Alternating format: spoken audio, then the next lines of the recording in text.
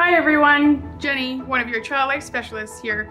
I know lots of things are changing in the community these days. I'm sure you've heard from your family or your parents that even when they go to the grocery store, lineups are different, people are wearing masks, and just all around environments are looking a little different. We hope not to have to see you here at the hospital, but we thought just in case, we'd give you a tour of some of the changes happening here at McMaster Children's Hospital. So let's go, we'll take a walk. One of the first things you will notice when you arrive at the hospital is that there are only 3 entrances. If coming to the emergency department, you can enter through those doors. The other entrances are the main doors and the yellow elevators. Here you will notice screening stations.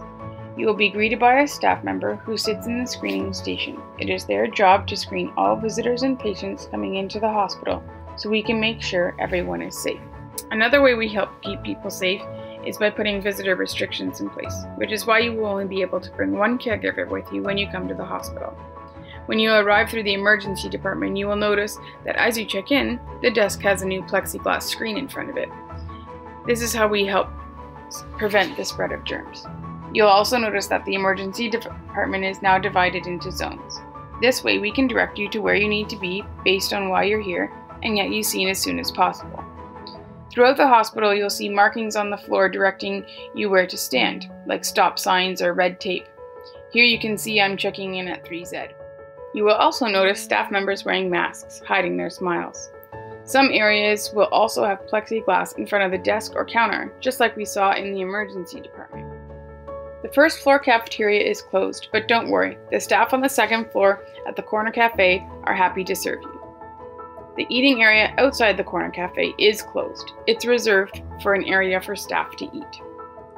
Just like in the community, we have also needed to close our shops, the teen lounge, play spaces, and the Ronald McDonald rooms. It's important that we don't gather in groups, and closing them makes it easier to do so. It also allows our staff to focus cleaning efforts in other needed areas of the hospital. Just like when school was stopped and they needed to think of doing things differently, and now your school is online, here at the hospital, we need to think about how we can do things differently too. So you'll notice on 3C there are no staff, and the hallways are very clean and shiny, as 3C is now ready to help out other sites who might need extra beds. A few extra surprises are also in place to help make your stay during this time a little easier.